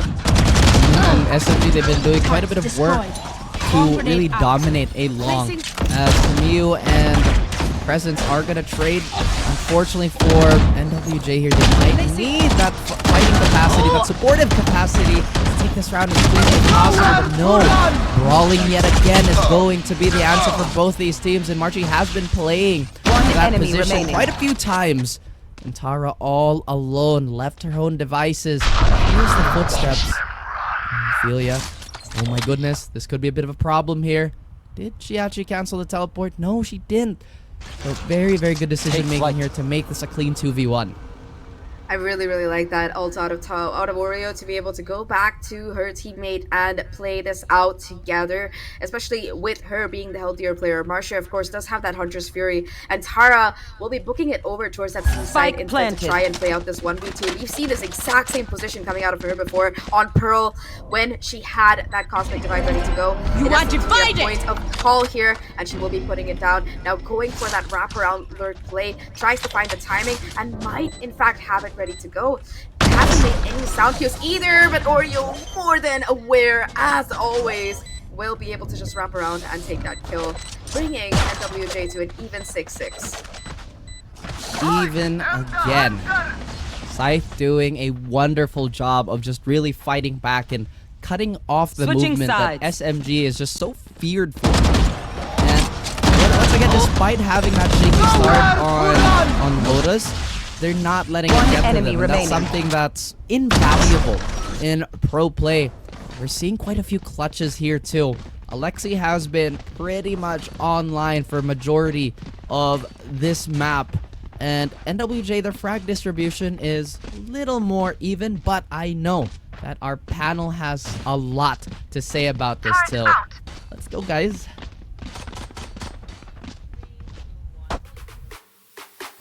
Thank you very much. What a game, and I'm really happy to see that there is a team out there that is willing to bring the fight to SMG, and it's going to be NWJ. Now, coming into that game, I think that NWJ seems to have found their footing, found their confidence, especially after Orophilia's, I would say, massive 1 versus 2 just now. And I think that's what's really important to talk about is that confidence in general. I felt like during a map number 1, we didn't see that confidence come through from NWJ, but we're seeing it a lot for this particular map. With Yamori on her comfort agent Jet, we're seeing a lot of fights happen. We're seeing a lot of these 50-50 brawls come through, and in a lot of situations, NWJ is coming up on top.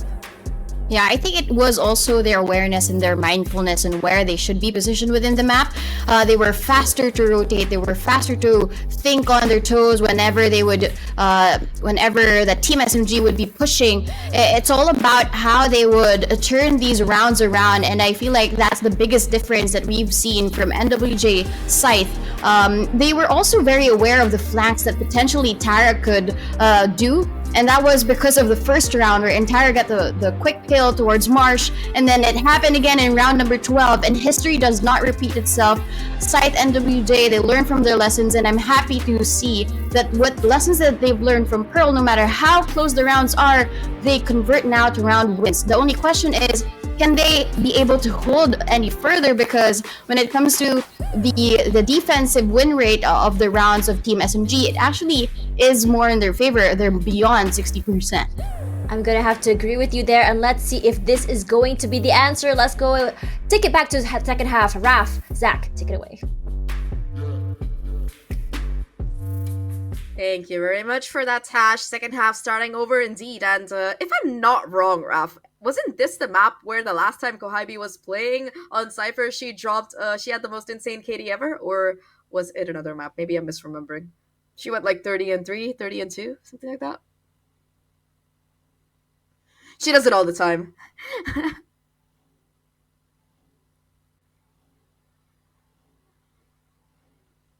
I mean, as I was mentioning, and as I've been challenged by technology yet again, yes, it's so hard to tell. You know, it's so hard to tell when she does it all the time. So it's like, oh yeah, 30-3, 26-2. I mean, that's crazy, but you kind of do it all the time. You're spoiling everybody. Especially us casters, we've gotten used to seeing all these players drop a 30 bomb every now and then. Yesterday was Aeria's turn. Today, on this particular map at least, Alexi and our sheriff seem to be the new sheriffs in town. Right off to start things with, it's going to be a nice shocker taking away half of the HP of one of these poor players on NWJ as they look to go on the attack here. Initial foray from Yamori towards this garage side, not really finding any rewards. And this is how SMG like to play on this garage side. They like to leave it open because they just put all their utility towards these sites instead. And it's something that has historically worked for them. Now Kohabi forced to move over towards that B side with that alarm bot broken down. And NWJ, they have some mid presence, but they haven't really gained control of anything quite crucial yet. That's also another thing, prioritizing what you want to control and how you want to go about it, because I feel like a lot of teams still get that routing issue. Doesn't seem like it's present whatsoever in SMG, and at this point in time, Scythe as well. Quick cancel, maybe going for the opposite side here. Instead, no, they go for a quick heads-up play to adjust and take aim. But Alexi had her plans stopped by Oreophilia, who's been an absolute nightmare for SMG for this entire map. Exactly what you want from your Omen player. The read there to go out towards the A side instead with that knowledge of the backstab is really acute coming out of NWJ. And they already have a really good push setup. It is a 3v3, however, as Kohabi finds a kill on the other side. Now 2 players towards the site here, trying to deny this push in from that CT area. And SMG, they're going as a team here. Safety in numbers seems to be the call. Putting down those pulls and smokes to try and gain some vision. In the corner, it's going to be the breach. And Yamori throwing that crossfire down with the stun connecting perfectly. And NWJ, they take the pistol and once again against SMG. That is not a statement we throw around very often, and it is incredibly impressive. But as you mentioned, right, Oreophilia has just been so clean at disjointing SMG's plays in general. I think today in particular, I'm really impressed with not just these duels and the positioning that she's taking, but also just the raw reads coming out of her. Because if I'm not wrong, she is the ideal for this team at this instant. So her being able to bring in those calls and the wealth of experience that she has is incredible for this team. Now, kind of played by, you see them looking to go forward. Has been able to deal. Tara able to capitalize and find the kill out the back of that, but still, numbers, they remain in favor of NWJ in this anti-eco that they're running. Now, an area with the Sheriff will hear the sound cue coming in of that spike finally going down. And again, NWJ, they set up this post plant really carefully. They want to go a little bit aggressive, trying to get a couple of those kills maybe. And this push out might find so much value. Just already taking down an area. Lexi with the trade, but damage has been done. And NWJ, off the back of that flash, they find yet another round. One thing that I really appreciate on the side of NWJ is that they know SMG can just go absolutely crazy with just a few picks to their name. So with the way they've been taking and retaking sites, it's all been so systematic. You mentioned their coordination earlier, and we're seeing it in full swing. If they can keep this machine as, again, well-oiled and as efficient as possible, then SMG is probably going to be still in trouble, as they are going to have the superior weaponry here. This is going to be their bonus. Hopefully they're going to convert, as SMG have also been pretty consistent at doing that, but you know, things can change. NWJ winning 2 pistol rounds in a row. My goodness. A very rare achievement as well, especially considering that they converted the anti-eco after that, which most teams for some reason against SMG failed to do. I'm gonna do a deep dive of statistics and I'll try to pull it up by the finals day, but it just seems like NWJ, they've had much more success, and they are really hungry for that map 3 and a chance of redemption here. Now Yamori looking much more confident on this particular map, the one with the heaviest weaponry in hand apart from Skylease, going for a little bit of a fake play towards that B area. Does draw over a little bit of rotation from that A site, in fact, but it is just a fake. And with her having expended that tailwind, it's going to be so much more difficult for her to create that crucial space on the site. They might just have to rely on just landing a shot here, which is not the most efficient nor the most reliable, no matter how good you are. And Mori already peppering Tara here, who was, interestingly enough, the stage player here for SMG. And that's going to be a one vandal removed. The smokes will not save Kohabi, lose the controller, and perish in the dark cover of the opposing team. This is not looking too good for SMG, especially with this huge numbers advantage on the side of Scythe. Oreophilia wanted to get a little bit more value, but there is going to be an absolute firing squad waiting for that first sign, that first noise. Neri sticking in. Kami is doing so much work. Alexi and Neri, where is this coming from? Skylease, the last person to challenge and to be cut down. And we were just talking about this. SMG, you give them that one crack in your armor, they're gonna absolutely tear it open. That was a 3v5 where full pulse was set up towards Log, and they just get half the defuse done, create that urgency, and then keep baiting the spike to ensure that NWJ keeps peeking. And they have to peek, right? Because this is a team that has pulled off so many ninja diffuses that it's unreal. You can't afford not to check. And Scythe, they perish in that attempt. However, that was their bonus round. So all things considered, pretty good economic damage. They take down 3 rifles on the side of SMG, and SMG's 5 for this round is looking less than ideal. Eneri and I believe it's Alexi are the only 2 players who have their weapons left. Everybody else left with just pistols in hand. Okay, bit of a weird shock dart, but it's okay. We've seen a few of those, and again, in high 10 situations, it does happen. You know, like I forgot. That's true. They're just like me. You know, every time I see a whole mag dump and not connect, man. You know, but again, guys, the reason why it's such an equal playing field is that these ladies are the absolute top 1% of game changers. It looks equal, but if they're put in a server, they'd probably be absolute great bosses in their own right. And Alexi, she hears a, again, player challenge her in her domain. It's Eneri Presence who tries to create an opening here. And okay. Will not allow Yamori to get any value off that trade, not even information. Frustrating the opposition. They only have 1 Vandal, maybe 2, but it's doing all the work. Nearly getting caught by the platform as Oriofila is looking to salvage the situation, and it is a bit of a mess. 2v1. Marche has won many clutches in the past and many iterations of NWJ on Scythe. She's looking to replicate the success. Camu is gonna burn her lone piece of utility here as the shock dart is not even gonna come out. Kohaibi, the nuclear option, as Zach coined it earlier, will once again take another round for SMG.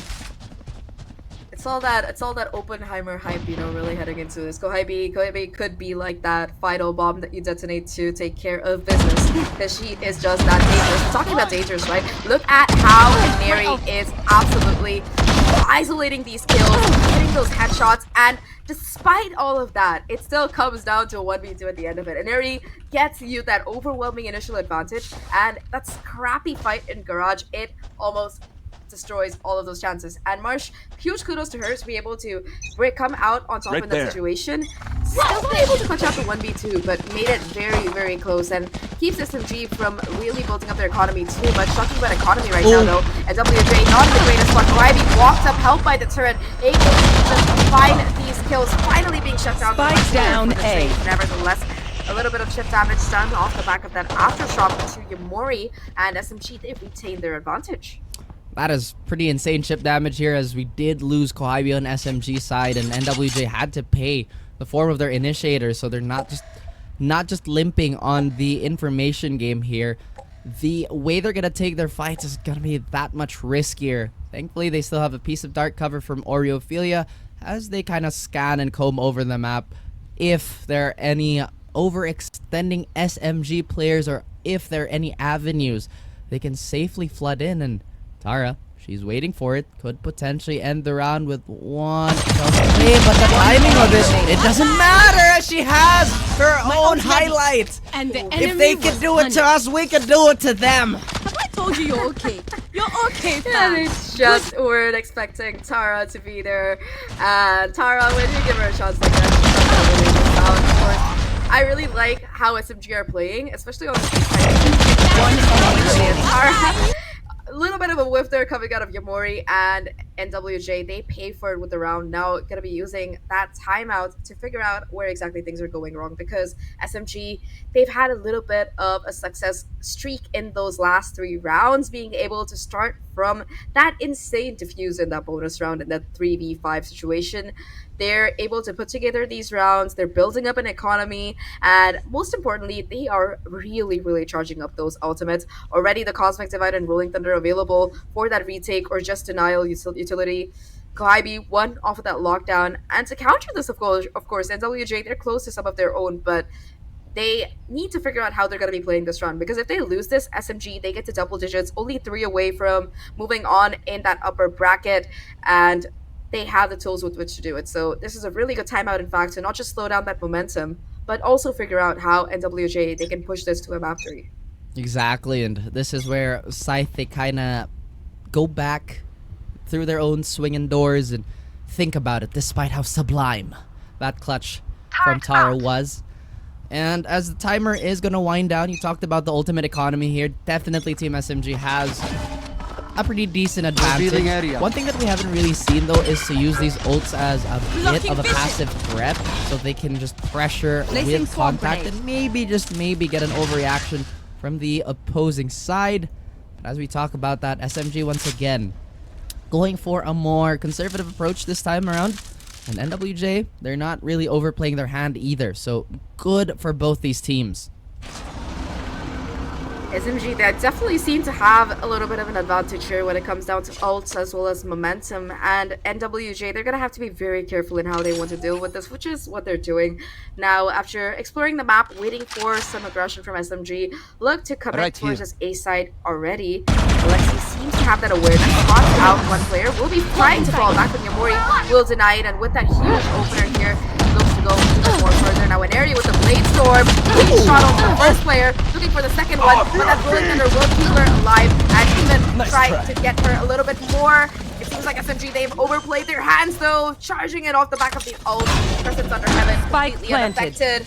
Will do enough to deny it, and now it is a 2v4 retake. Kohabi does have one orb away, or will need just one orb to get this One enemy remaining. lockdown, but nearly gets a double here. Trade on the side of Oreophilia is probably going to diminish any chances of clutching from this power duo. Tara had a wonderful round again a few moments ago, but that is not going to happen, and this has been pretty much a pendulum matchup, Zach. NWJ and SMG evenly trading rounds. Very much so, and this is as far as Sapphire got, right? The map barely lost, and it was 13-9 the last time they lost. This could very well be a repeat of history if NWJ play their cards right here. And the thing is, Scythe is a team that has looked incredible this year. They've been very, very strong heading into that Open 1. Open 2 as well, they put up a pretty decent performance. And 3, this is kind of their chance to cement their name in the league here for the rest of this year. Rip. But yeah, as I was saying, so them putting up this much of a fight is a really, really good sign for them. It's forcing SMG to literally bring out the biggest gun they have, which is an array on that operator. And SMG, they're showing just a bit of pressure that they're feeling, because usually you see them looking a bit more confident, a little bit more venturesome, but now they're in serious mood. I agree. You know, one of the best things that NWJ have done is to not let the intimidation get to them, not let that map win or rather that map 1 loss get to their heads. And intangibles, we've talked about many times in the past, and how it will affect your execution. NWJ, a shining pillar of what it is to be resilient. And we nearly saw Tara get away. No, Yamori just a little too cautious and diligent for that to slip by. Ivy is finally going to burn her lockdown here. And her Fury is definitely going to come out just to get rid of that. I don't know that the rest of SMG already moving forward. Still, the brawl is going in the way of NWJ. Canary might have to pick up an automatic weapon here. Gets the Vandal. And that turret is just going to shed a little bit more HP. This is gonna be a double swing that might be too difficult to deal with. And despite all the heroics and the clutches to the name of SMG, they are somewhat crumbling as NWJ take the lead, first to double digits. 9, and they do it so slow. Tara, of course, tries to crouch in the corner. And awareness to check it out of NWJ rewards them greatly. With Tara going down, that's going to mean no more smokes for that retake. And of course, NWJ, they've been holding on to that Huntress Fury exactly for the situation, right? When Kohabi puts down that lockdown, it is that piece of utility that will let them continue to play on site. Because with SMG, you just can't afford to set up in these really long post-plan setups right off the bat. You have to fight for the site. You have to take them head-to-head. And that's exactly what NWJ did over the course of that last round. Now SMG, once again, a little bit on the back foot here economically. And Ari going fishing, looking to see what kind of bait that she can put out to really try and get these kills. But NWJ, again, they're aware of the possibility. Look to go forward, and they might just check Canary here. That's right. The line has been set. Still waiting on that snag. as nothing has really come to pass. Much like fishing, the water is still, but it doesn't mean that nothing is happening. Especially under the surface, right? And Inari comes up. A massive flag, caught with their guns, hidden in their pockets. And oh, indeed, as Inari gets a big double kill. NWJ, maybe perhaps the adjustment game is not going to go their way. Can't find the kill as Tara, despite her being exposed. She has to make something happen here, otherwise the rest of her team is going to fall. But Kohaibi, she gets a massive collateral and equalizes, if not gives them the advantage.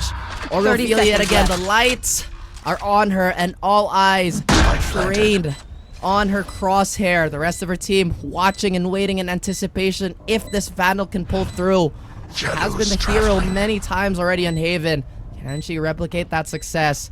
The dark cover will buy her a little bit of time. Camus does still have this flashpoint, but Oreophilia waiting in hell, waiting in the underworld to see if she can drag any victims.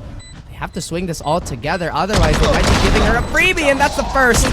Is it possible for her to take this away? She goes for a cheeky teleport, but no! Camus again, just too sharp. Really good no, crowd you coming don't out of deserve SMG mine to equalize here. An area, of course, starting things off like a shark in fresh water. You just do not expect it to be there until it pounces, finds the damage, and of course, on that C side, very, very quick reinforcements coming in for SMG. Kohaibi in particular with that sheriff, finding those 2 crucial kills. And despite all of that, right, Raph, it came down to the wire. Oreo almost managing to buy enough time in that 1v3, but at the end of it, SMG, then in that 3v1 situation, they play their cards almost perfectly in that final 2 seconds to be able to kind of diffuse. Oreophilia now leading the chart here for their team along with Yamori in the kill front. And for SMG, Alexi is that top player on this round, and well, you expect that of her most of the time on the Raze. This time it's going to be on the Sova, and she has been phenomenal with not just her kills, but also just the utility that she's using to really set the team up. Now looking to get aggressive on this A side with Inari. They've taken full control of lobby, which means that SMG have so much information to work with. I'm honestly curious to see why Tara is not, or SMG as a whole is not as active, especially with the Astra utility. You'd expect teams to run Astra to have aggressive set plays to maximize the gravity well and the Nova Pulse and whatnot, but it hasn't really cost them that many rounds. Kohaibi again, a bit of a corner. They're not checking. The paranoia have run away, rather run out. Kohaibi has run out of patience. NWJ, they're still making their mark on the C side. Mew is going to try and play off time here, being a sacrificial lamb, but still getting some damage in and burning a lot of time, allowing Alexi to get on the flag. The spike is in such an exposed position and in an open space. And Neri is the queen. The operator dominates all. Had the sideline train on the spike, and the moment Skyblaze tries to pick it up to Blunt, it is done and dusted.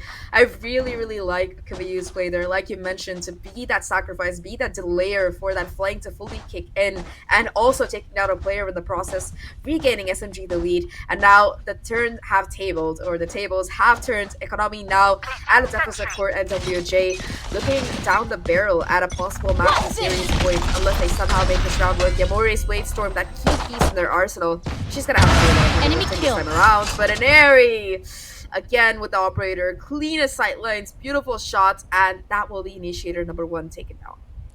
And there are still 4 healthy targets that Inari and the rest of SMG are hunting. And that's been a bit of a problem spot for both these teams, really. The operator play from Sewer didn't really find too much success in the preceding rounds, but finally we get that opening pick, and SMG, they look to be a little more active on this defensive side. Alexi has already found her way, taking up majority of A lobby, but I love the adjustment on NWJ here. Just so wary of what could transpire, as Sky Elise is going to vacate that position, but will slowly make their way towards the C site. They have taken care of that Killjoy utility that's usually hanging around Garage. So Yamori has found a bit of space, but look at Tara's positioning again. Just that situational awareness that somebody could walk through this part of the map. Instead, it's finally going to be NWJ with 30 seconds left, flooding onto the C site, 4v5 situation, SMG, they still have a couple of advantages. Kohabi one away from that lockdown in this retake scenario, and Yamori with the Blade Storm, Skyly, and the Bulldog. These are going to be the two factors that they really have to contend with. EU already fighting that first one. Skyly, at least will find a little bit more. One for one as well, and unfortunately, it's going to be Marsh in a 1v3. He finds that first one, but the recon gives it away, and Kohabi will close things out. 12 to 10 now, SMG. They take the lead here, one away from pushing NWJ into that lower bracket. My goodness. SMG, they're getting pretty much a good start on this very timely roll. And how many times have we said that? Have we heard that? Kohabi to close out the round. This is fourth quarter Kohabi. She is just looking to move on with this match, as NWJ still doing a fantastic job of keeping this competitive. And thankfully for them, they had enough bank and still very, very close to those ultimates to, again, maybe push this to overtime. Kohabi's lockdown, though, is going to be a big, maybe just stopper for them for a quick hit. So if ever they can find this ruthless Sentinel player first, then they are going to be in great hands. But I highly doubt it. I mean, Kohabi is playing extremely aggressive on this east side. Sorry, east side. You really expect, but Yamori goes through the check. The updraft is more than enough to reward her with that crucial kill. And now that lockdown no longer going to be a point of contention. Spike planted. No more utility that is available at this instant to really deny the plan from coming in. It is just going to be gun-to-gun fights, and Alexi excels at those. You give her an opportunity like that, she's going to be fully capitalizing, and does in fact walk away with the kill. Now Warrior Affiliate watching for the flank, doesn't quite get the timing, and the recon reveals the player is tucked away. Order here, the kill is coming in, but the crossfire is a little bit too much to deal with. Warrior Affiliate in that short area doing so much damage. Oh my god. Flank left, and oh my god, Aneri 1v3 finds the first two. Will it be enough? Just has to smoke out Crescents. The clock is ticking, the positioning is there, and Crescent might have just done enough here to win the round for NWJ. 11 to 12, but my god, Aneri, you should not be allowed to do that. I absolutely had no doubt NWJ would find the opening pick on Kohabi. You can run the VOD back. I never said anything. I had no doubt. But again, what a insane round, to be honest with you. It did look like Aneri had just had that much leeway on the flank. Potentially could steal it away again, but the same problem is still there. Now they have Tara's Cosmic Divide and a Rolling Thunder. So maybe, just maybe, SMG is going to play super passive here and let NWJ take a Scythe. Tara, though, might have different ideas as she is positioned fairly close to Logs. Potentially be the early stopper. I do think they don't want to lose this Cosmic Divide. And that's Yamori splitting this defense open so quickly. No more smokes, no more Astra utility again, but Kohabi going crazy and finding presence to just even the playing field. The Rolling Thunder is going to be expended. But my goodness, she's sticking it! You're right! She's sticking it! Okay, I'm sorry, but she just stuck it. What a way to win this entire map. 2-0. Rap, she just sticks it. She just sticks it. I don't know what to say, you know.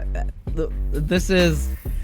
Well, we do need that from our superstar players. Just the bravado to, yes, I will stick it. I don't care. I'm gonna do it. And Neri, once again, just showing why the kingdom is still unchallenged. But man, big Scythe. Not big Scythe. Scythe and VJ. So competitive and yet more growth. And I am absolutely certain Tosh Bunny, the original Tosh Bunny and Donut, have a lot to say about this. She protects, she attacks, she sticks the spike all the way. Thank you very much, and I have to say, what a match here, and I was kind of expecting it to be a little bit more one-sided. Surprisingly, NWJ definitely took SMG for a ride. It's such a back and forth, and even then, when we sort of were predicting that we might see a more, I would say, a crispier, a more fiery second half by SMG, NWJ proves us otherwise. I have to say that from both teams here, I think the problem is, like, for SMG, they have not been challenged for quite some time, so it did definitely challenge changed them in a way that they had to readapt into so many rounds. They had to rethink on how exactly they want to play defense, how exactly they want to play. Do you want to play aggressive and win a 50 and go 50-50 in a skirmish, or do we want to play a little bit more behind and lose in the fights for chokes? If you see on a lot of retakes here for SMG, because they weren't very proactive in going in for those flanks, they were to die from maybe a Link or even Haven. But you start to see that change coming through. But for NWJ, it was also a game of readaptation for them as they went for defaults instead, as well as explosive takes onto the site. Yeah, it was really more of a roller coaster ride for both of these teams. Like for Scythe and NWJ, when they're on top, right, they just steamroll, they take the momentum for themselves, especially for those moments where Yamori will just claim those kills for herself as well as Marsh, right? But when it comes to the clutches, that was really surprising for us because we saw Aureophilia go against the likes of Kohaibi, Tara, and Camu, and even the likes of Ineri, and she wins those clutches because of her sheer will and her sheer big brain moments that she's able to claim. Although on the other side of things, of course, the roller coaster does come down for quite some time, and Team SMG, they also claim that momentum for themselves, and after a bit of adjustment on their end, wherein they realize that during the defense, all we just have to do is just stay steady, opt for the retake, and then eventually, if the time has come, just defuse the spike, bait out the peaks, just like what happened in round 15. They went over the duels with no use of any utility to keep them off the spike, and they get the round anyway. The last round that we saw was also a testament to that they also have that demeanor, that confidence that I will just defuse the spike and get this over with and get that 13. No more overtime for Scythe and NWJ. I think because it's such a back-to-back map, I think a lot of time it felt like for SMG they want to just end it as much as possible because of I would say it's really hard to get a read onto a team like NWJ. You have Yamori who's so explosive. Sometimes you think they're going A, and then you start to see a little bit of a rotation come through by SMG, and it's going to be a quick pivot by NWJ, and it's just quickly getting onto the site. And I think that's the power that you have by Yamori on the Jet, honestly, because she's just so quick to get onto the site, and by the time she's on the site, it's going to be a very, very quick situation for their teammates as well to be getting in to provide her that, I would say, that support. Now coming in for that, a lot of control was put in by NWJ when it comes to the chokes. Let's think about like a Link. There's a lot of control put in there, or even A sewers, or even C long. That's how they wanted to play, is to be able to take the site and control those chokes. And in a lot of situations, they do win that. Now, in situations where they do lose, that's when we start to see SMG start to shine. And perhaps in a lot of situations as well, we are seeing a lot of the set plays coming by SMG not being able to be executed because they get flashed, because they get picked off one by one, because by the time they get onto site, there's always going to be one or two picks by the side of NWJ. Regardless, SMG comes up on top in this very, very quick match, and we do have an interview. Let's see who's on the line.